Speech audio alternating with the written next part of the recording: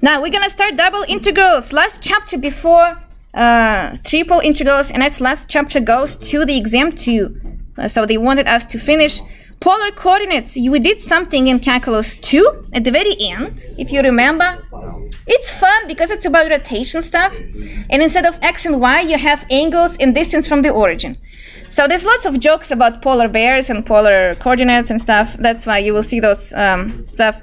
But you should remember something like x equals r cosine theta, y equals r sine theta. Remember that kind of stuff? So instead of x and y's, we're using sines, cosines, and r. And I wanted to show you this. This is polar coordinates review. Can you understand it? Yes. Right? So I can read a few words. I think it's upside down. How cool is that? No, it's not. How cool is that? I always like to mention in my classes that math is international language, and then people probably roll their eyes, like, why she keep mentioning this?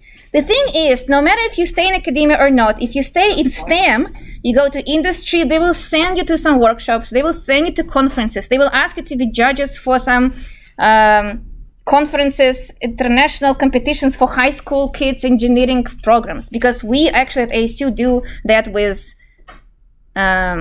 Intel, I forgot the name. With the Intel, for example, we host in Phoenix a huge competition. People from Africa and India and Ukraine come and they win prizes, $5 million, I think. Anyway, so we are judging them. And you will be meeting, just a second, and you will be meeting lots of foreigners. And you see, you can recognize stuff, even though it's in Russian. You're in the wrong class.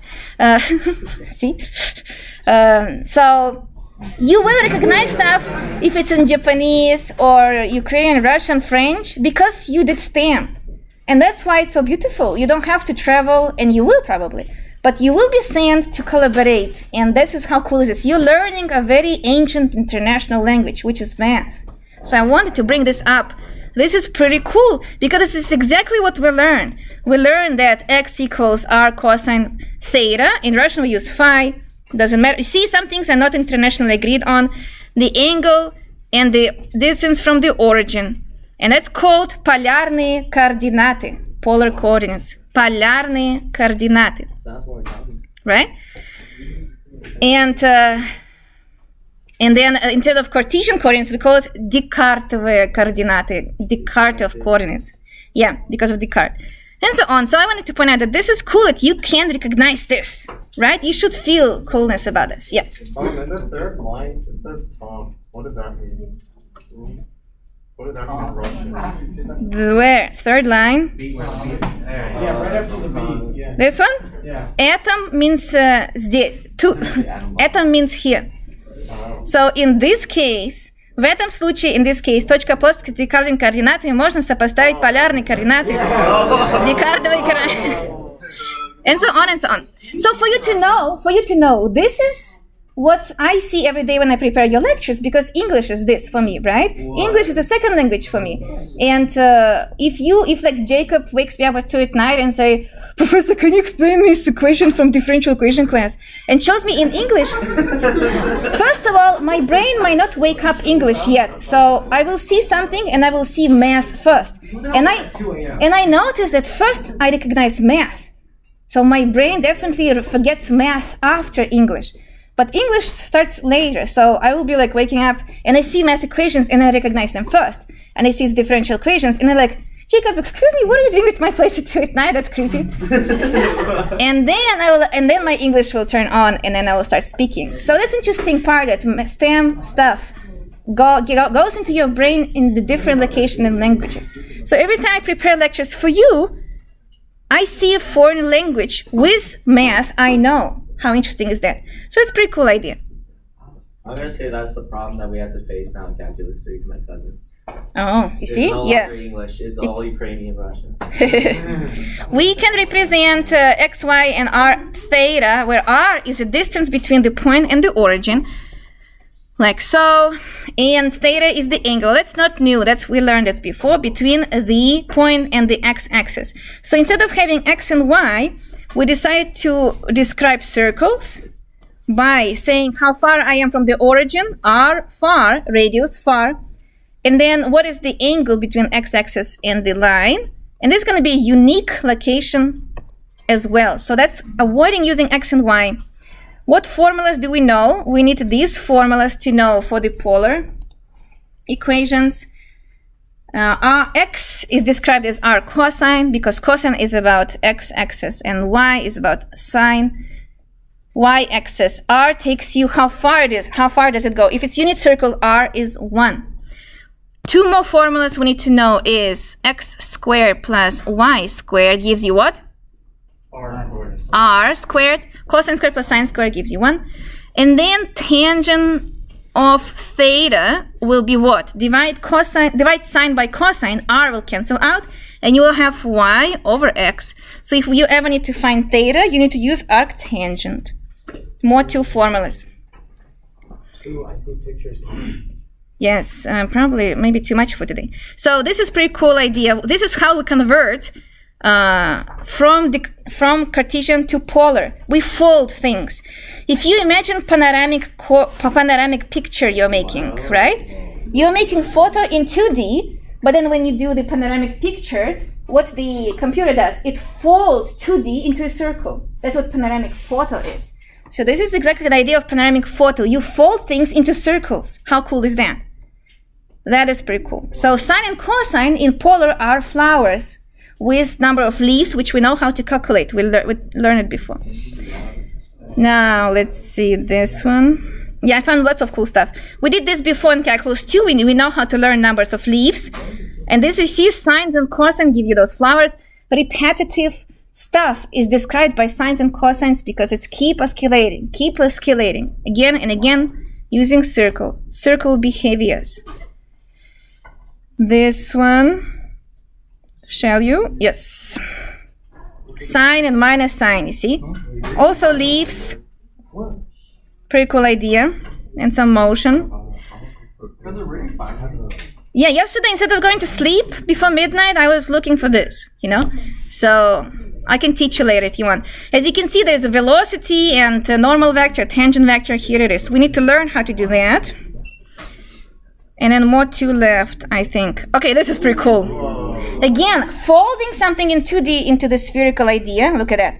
And this is why we take it to calculus 3 class, because we used to work in 2D, now we're working in 3D, but 3D has some rotations as well. Everything that can be created from rotation should not be using Cartesian coordinates. It's too complicated. Cartesian coordinates are dumb. They are called rectangle coordinates for a reason, because they're good for rectangular shapes or triangles. For the spinning ones, nobody is using them. Everything that was created through spinning or repetition should be using polar coordinates, and that's why we are teaching them. And since trigonometric functions create everything repetitive, and trigonometric functions are everywhere, well, obviously we have to teach you how to use this. So, last two things I wanted to show. Remember how we were approximating, how we were building area in polar. Instead of using rectangles, like so, we used sectors. Remember what sector is? Sector is this piece of the circle. Sector. Sector has lengths and this radius, right? So approximating with lots of sectors, the many the better. And then we took limit and integral created the area. So for the polar coordinates in 2D, area was created not from approximating using rectangles, but using sectors. Because since we're spinning anyways, let's not use rectangles, that's just weird. Let's use something that spins as well, which are sectors. So in 3D, guess what's happening in 3D? We're going to be using 3D sectors. But what are 3D sectors? 3D sectors is like pieces of pies, yeah? Pieces of cakes. And we stack them on top of each other and rotate them.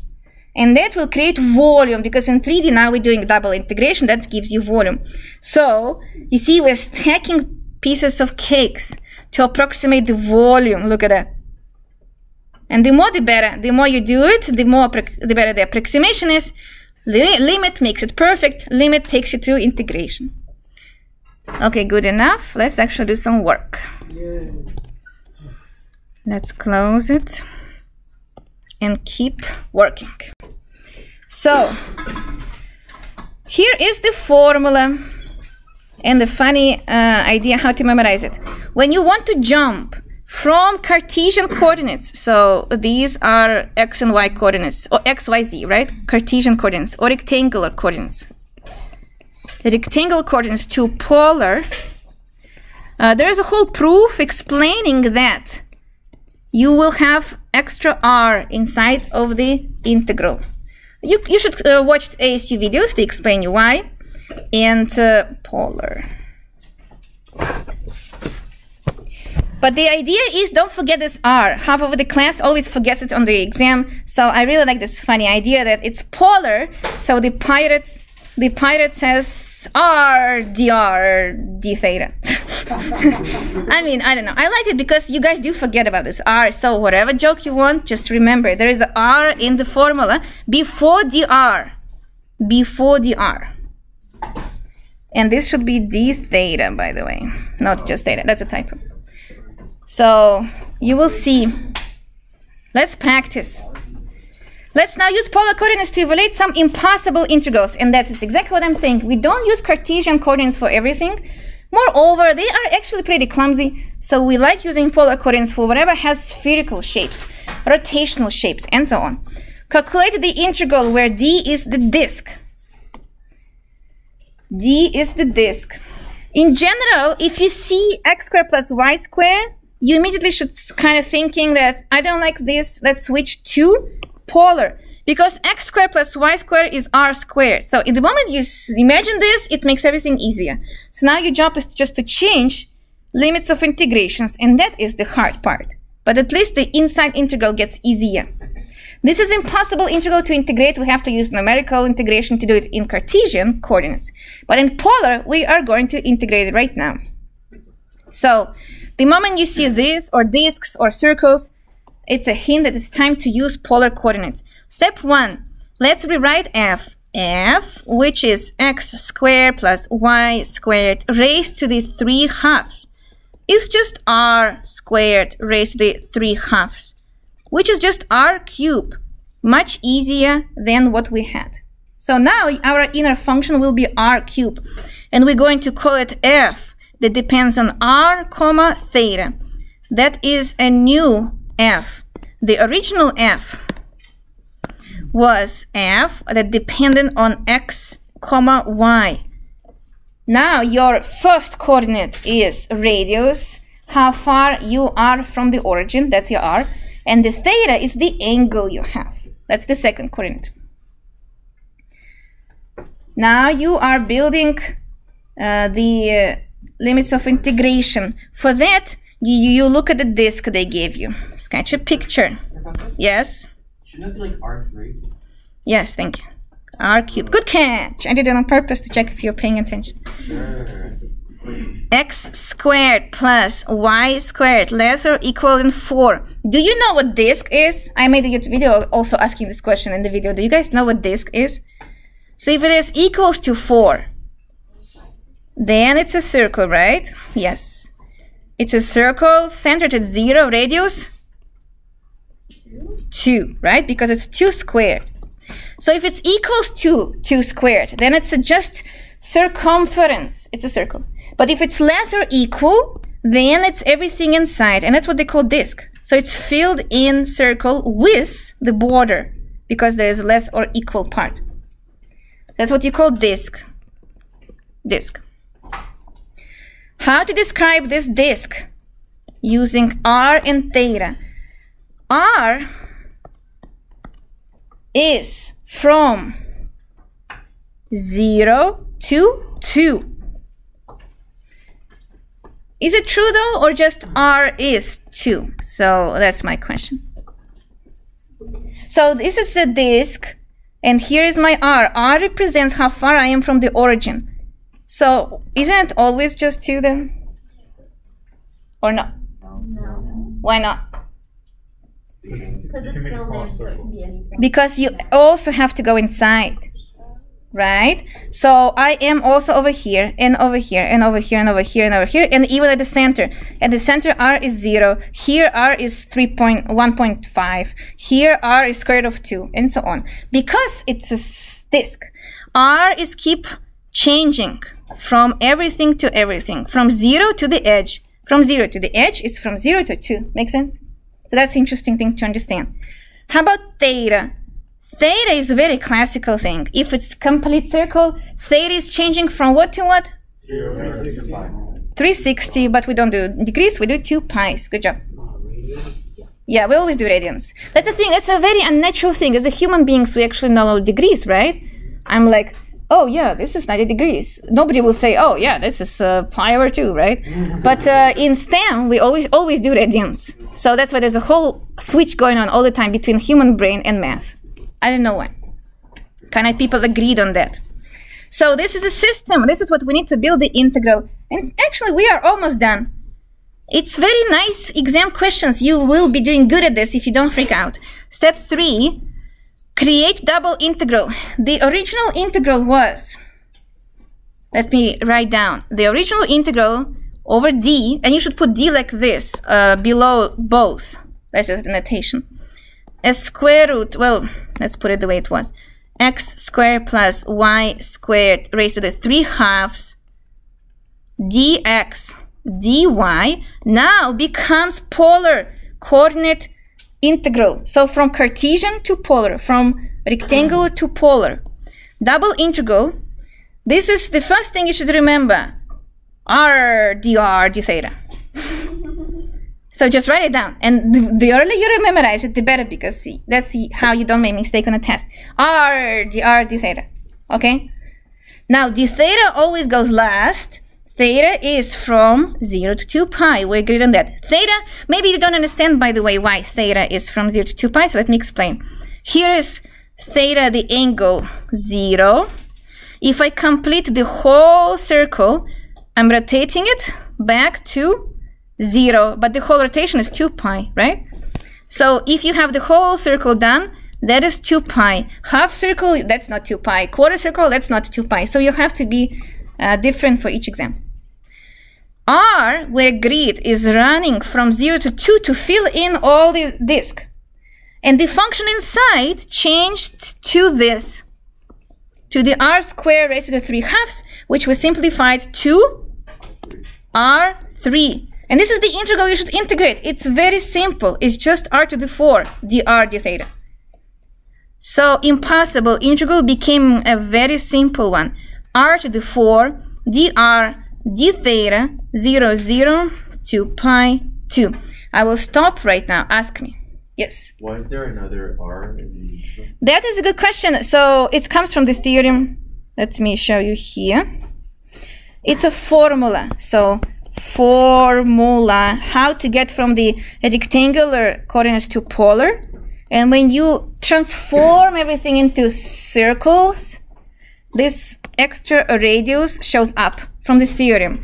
There's a video on this, so please watch it and you'll understand how it get there. I just don't want to spend time on this. It's a formula though, so my job is to explain it's part of the formula. Function stays there, it will also be converted into r and theta, and an extra r pops out. And it'll be even more formula when we get into cylindrical coordinates with psi, phi, and theta. Psi, r, theta, yeah. More questions, how did we get this? So it was like doable, right? Just new. It's just awkward, it's new. But let's finish integrating. Do you guys feel comfortable integrating by now? Yeah. No. Hope you do, because you should. For now, it's already, you know, kind of we assume you're doing it. In my videos, even I already go fast because I assume you're good at this. What is integral of r to the 4 with respect to r? R5. R5 over 5. R5 over 5. The outside integral is keep waiting, don't touch it. The outside integral is d theta, waiting.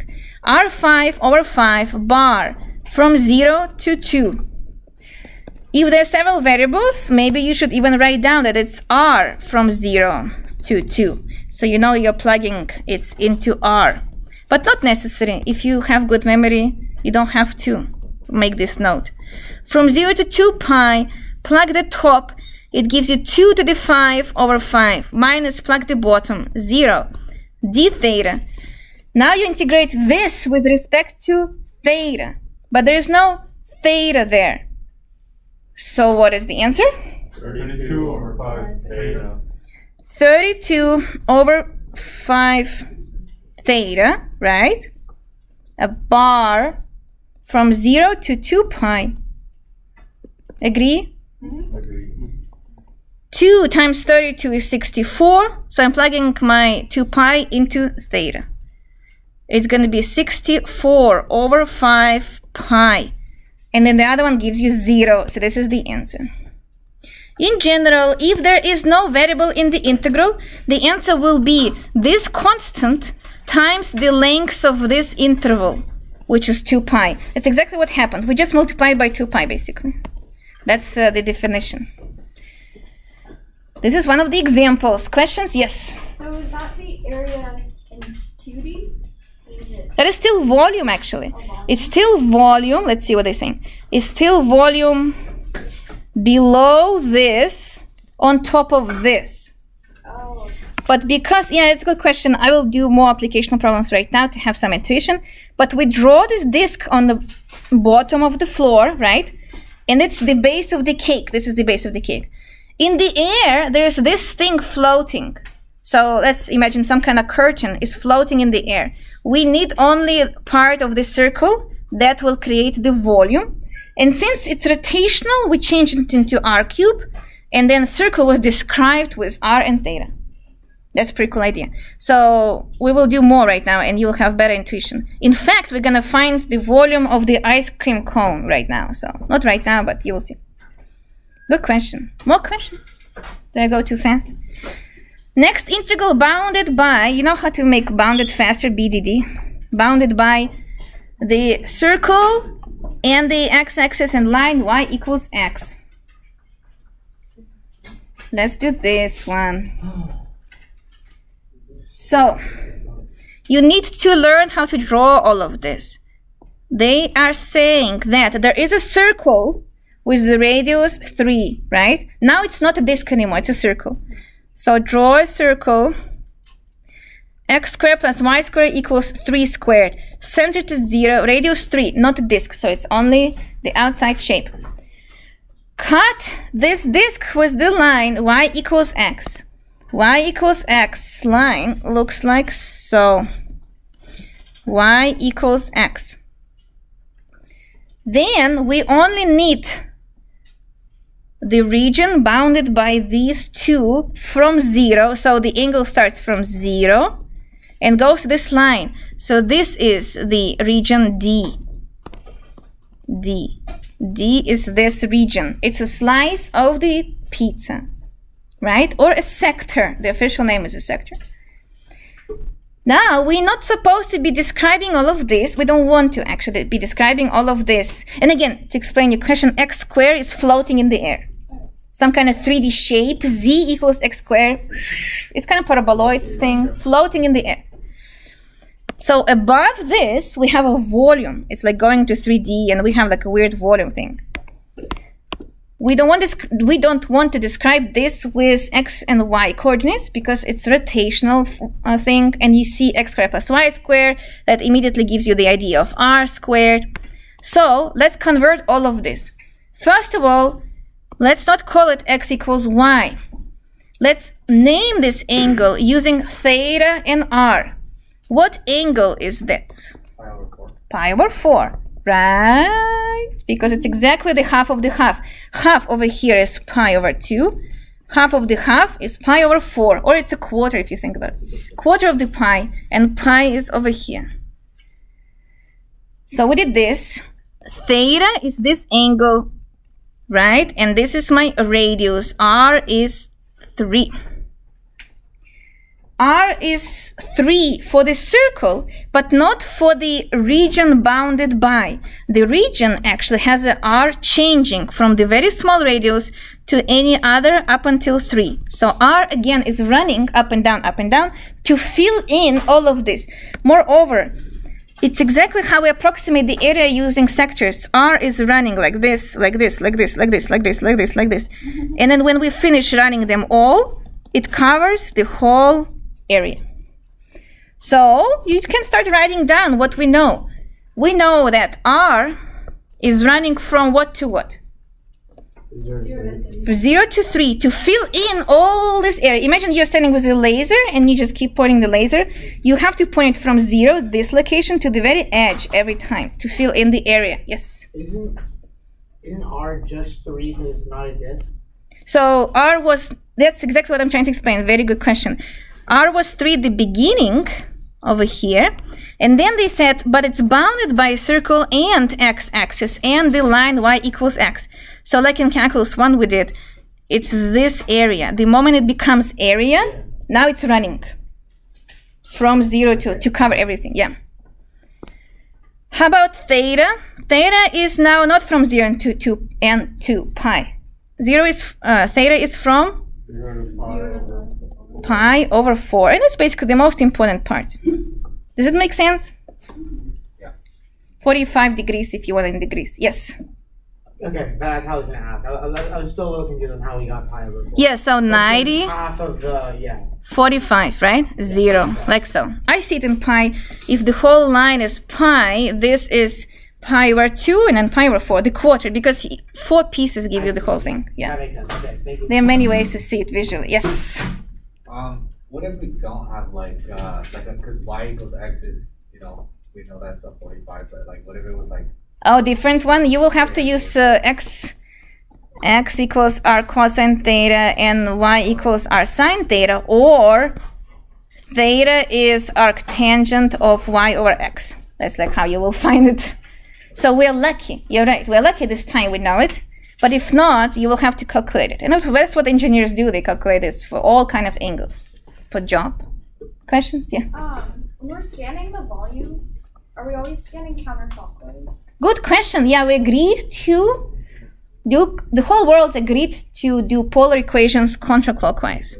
So somehow that's one of the few things all the countries agreed to do, which is very interesting, right? Because some countries write their language from right to left, like Hebrew, for example. Well, that's what I like the most because I'm left-handed. It was so beautiful finally to write towards my hand. It was so cool. You guys are so privileged, honestly. And then, so same thing. Somehow the whole world agreed to do counterclockwise. So, like so. Can you do it the other way? What? Is there a way to do it the other way? Yeah, just do negative. Okay. That's not very difficult, but it's going to be weird. People will ask you, why did you do that? Why did you do that? That was the question? Yeah. In the same way, can you, if it's easier to integrate the other one first, can you do that? Or do you have to integrate them before?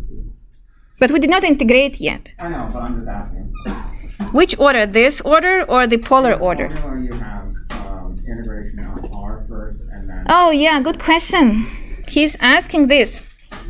Did we have to keep this order over here? Why did we integrate first with R and then theta? Remember, if limits of integrations are numbers, the theorem says you can switch the order. And you can check, you can integrate with respect to theta right now, plug in 2 pi and 0, and then with respect to R, the answer will be the same. However, if one of the, or any other limits of integrations are functions, that's it, you're fixed, you cannot switch the order. Numbers go outside. Numbers have to be outside in order to get the final answer as a number. Volume is the final answer, 361,000. Area is the final answer, and positive. That's why numbers should be at the end. So at the end, you plug numbers into the functions, not functions into the functions.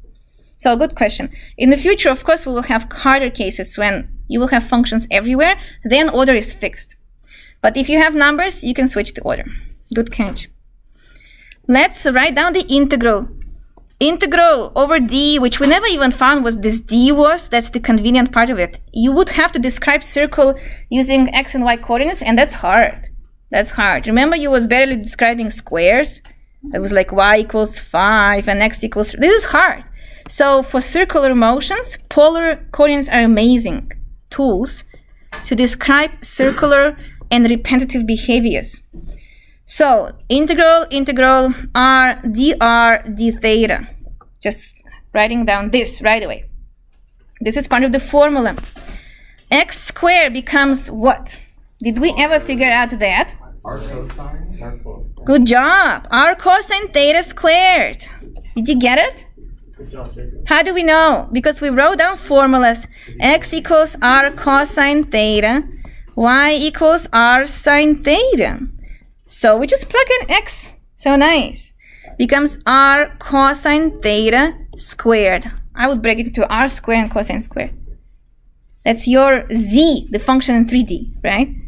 Yeah. What if it was like x cubed plus 3? Well, don't start you guys making up harder examples just to feel intimidated. Yes, they are harder examples. Web work will give us like extremely hard. Yes, your homework will be hard. I agree. Your homework will be hard. Will have harder functions like x squared plus 3. That's true. But the idea is still the same. You plug in and you work it out. So like, would it be r, like if it was x squared plus 3, it would be r cosine Squared plus 3. plus 3, yeah, I guess. So that's actually not a very hard example, but they are harder examples. Yeah. Oh, that's We great to need hear. web work level. Yes. When we distribute this, is this r cubed cosine squared theta? Yes. Don't spoil that. I did not finish integral yet. Oh, man. I'll try to do that. Don't finish integral yet. So what goes first? Which one do you want to fill in? Let's do outside. Theta is from what to what? 0 to 5. Pi over 4. How do I know it should be outside? Because theta is outside, right? So you have to be consistent. So the reader knows what the 0 pi over 2 is. Moreover, r is radius in some radius units, centimeters, for example. Theta is angle. So pi over 4 makes a point. Oh, probably there's an angle involved. And that's, everyone know that as well. R is from 0 to 3. How do I know? Well, first of all, it's written over here. Second of all, because it's keep running, keep running, keep running. All kind of possible radii. From 0 to 3. And now we need to finish integrating this. Let's simplify, like you mentioned already. From 0 to 3. R cube cosine squared theta dr d theta. Who missed? Who just blinked and now don't understand why it's cubed? You know, you drop the pen on the floor and you're like picking up, what is this? Because it was r and r squared, right? Oh. Cubed. Integrating this maybe or might not be piece of cake. I wanted to remind you fun theorem which we mentioned a week ago. If there are all the numbers and the r numbers, 0 pi over 4 and 0, 3, we can break products into products of integrals. So we could actually write it down, integral with respect to dr only, and integral with respect to d theta only. R is from 0 to 3, theta is from 0 to pi over 4. The function with r will be r cube, the function with cosine will be cosine squared theta. It doesn't really change the idea of how we're integrating. It's exactly the same thing. You're integrating one piece with respect to one variable. The other one is waiting because it's a constant with respect to that first variable. When you finish integrating that one, now the second integral comes in. But technically speaking, you could break into products into product because limits of integration are all numbers. So be careful with that. You cannot do it if they are functions. Numbers means limits of integrations are fixed constants. That's why you can do that. R to the 4 over 4 bar from 0 to 3 times cosine squared. We don't have to do that. How do we do cosine squared? Who remembers? From calculus 2, it was exam number 1. I even remember it because I'm coordinating calculus 2. I always put this integral on exam number 1 for everyone. How do you do that? Who remembers? 1 over the square root of I know it's 1 over the It's square either root of 1 something. plus x squared or 1 minus x. I think it's 1. You're all so close. 1 plus is tangent, right? So it should be minus. It should be minus. Yeah. 1 over x squared. Don't you remember the formula? No, I don't. The reducing the power or double angle or half angle formula for sine square and cosine square. 1/2 in front. Each will have cosine of double angle. Cosine of 2 theta. Cosine of 2 theta. Remember that. But you know how I teach? Do you know how I teach? Cosine likes itself, so it's going to be 1 plus. Sine doesn't like cosine, so it'll be 1 minus. Kind of silly way, but easy to helps to memorize. So this is the formula double or half angle formula. I don't know which one is it because that's something countries did not agree on. Sometimes American book calls it double angle formula because it has double angle here. Sometimes American book says it's half angle formula because we're reducing this angle to half. Well, vice versa. So like some of it, I just remember the formula. Using this formula, let me move this down. I will integrate. This is a very famous integral. Cosine square becomes, so it's still integral. From 0 to pi over 4, it becomes, let me put in green, 1/2 plus 1/2 cosine 2 theta. I distribute 1/2 to integrate faster. And now we can finish integration using substitution shortcuts.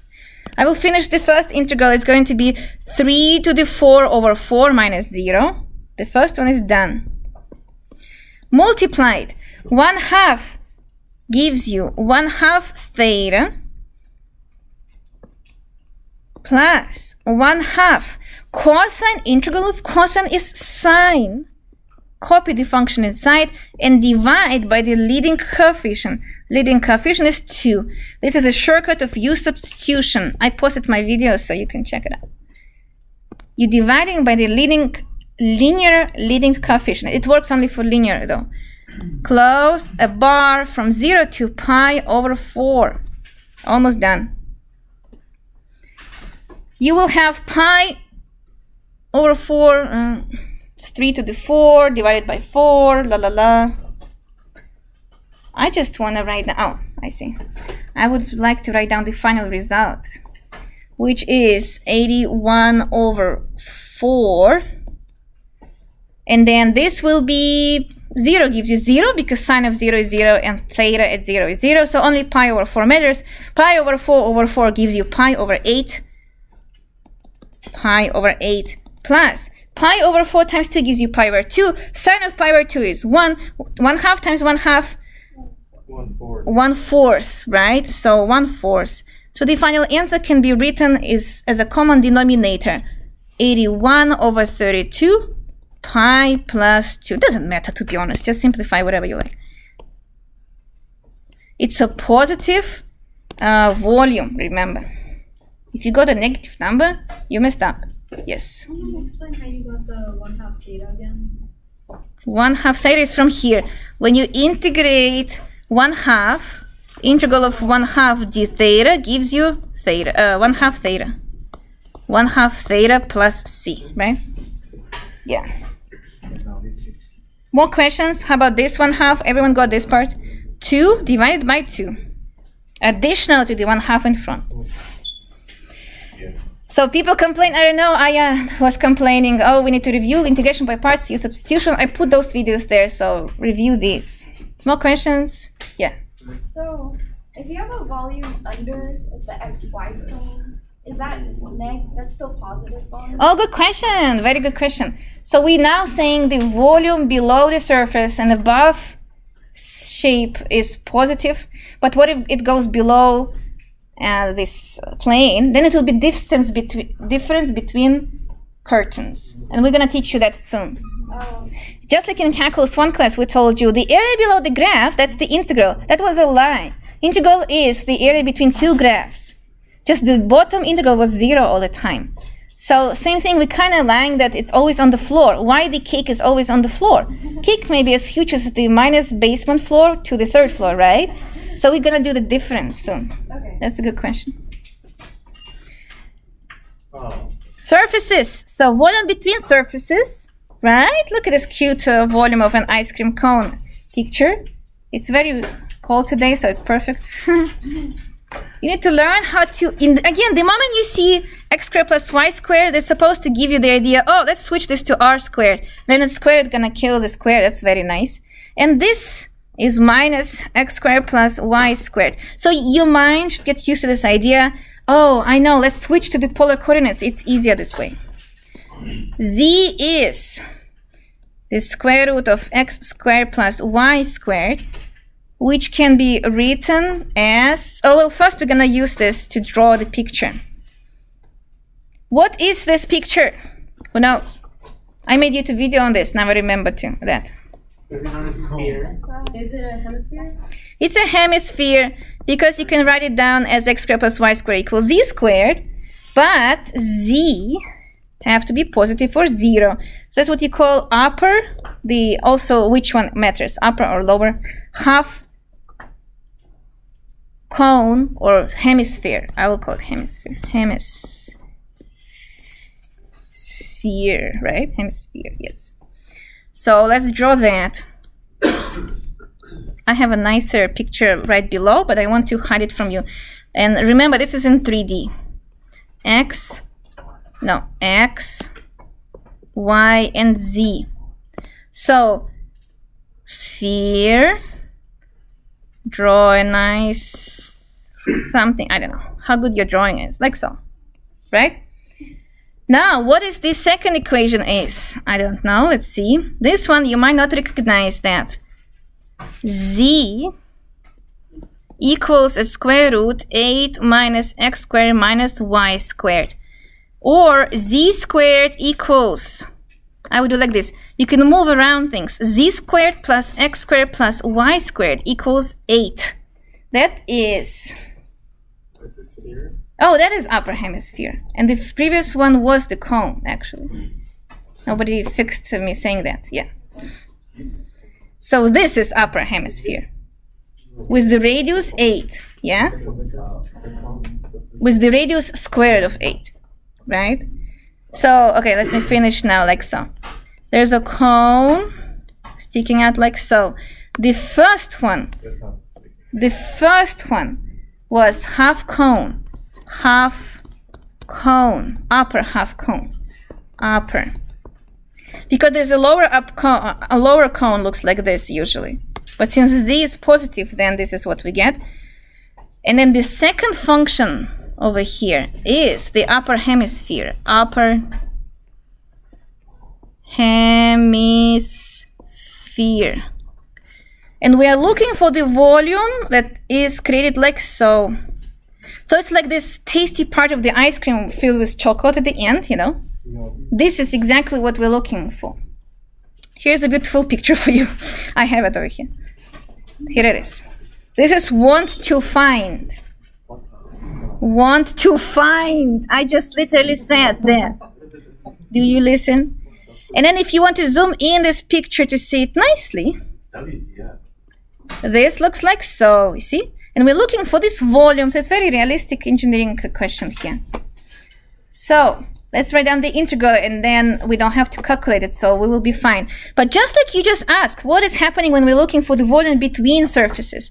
The volume will be double integral of the larger, let's call it bigger, of the bigger shape, the curtain in the air, minus the smaller shape, the curtain in the air, dx dy, over the 2D flat stuff on the floor. So it's a very typical idea. It's always like that. And in this case, the blue one is on the top. The red one, the cone, is at the bottom. So it's going to be double integral over d, which we still have to figure out what it is. The blue 8 minus x squared minus y squared minus the red x squared plus y squared. And this is dx dy. And now they ask you find its integral and you say, seems like in polar it will be easier, so let's switch to polar. But the idea is the volume between surfaces now, not below the surface. That's the new thing. We've never done this before. So thank you for your question. It was perfect at the moment. Now you see. To find what the limits of integrations are, we need to find this part. When is the huge hemisphere got cut off with this upper cone? So you stick upper cone into the ice cream and only scooped that amount of ice cream. How to find this? From intersection. It's always the same thing. So we just keep increasing your knowledge into integration, but to be honest, the idea is still the same. The idea is that we find intersection by setting equal those two square roots. 8 minus x squared minus y squared meets with square root of x squared plus y squared, and that gives you the intersection. When you solve by squaring both parts, simplifying, you'll get x squared plus y squared equals 4. Maybe it's the first time in your life that the intersection is actually complicated shape itself. It's a circle. But since it's volume filled in, it's not just the outside part, it's everything in. So we are going to be considering the disk. We're going to be considering disk x squared plus y squared less or equal than 2 squared, because it's radius 2. A disk. Here it is. So now we know the shape. The shape is of the intersection. We're looking for this part. And we found it. We have to fill it in as well. That's why I'm not only considering the outside part. It was a circle, which we converted into disk. And now we'll build the r, and we'll build the theta, and then we will finish integration on Friday. The volume of the ice cream cone. The volume between two surfaces. That's what a new thing. Surface number 1 and surface number 2. And then this is the intersection of them. X squared plus y squared equals 4. Pretty cool idea. Encore.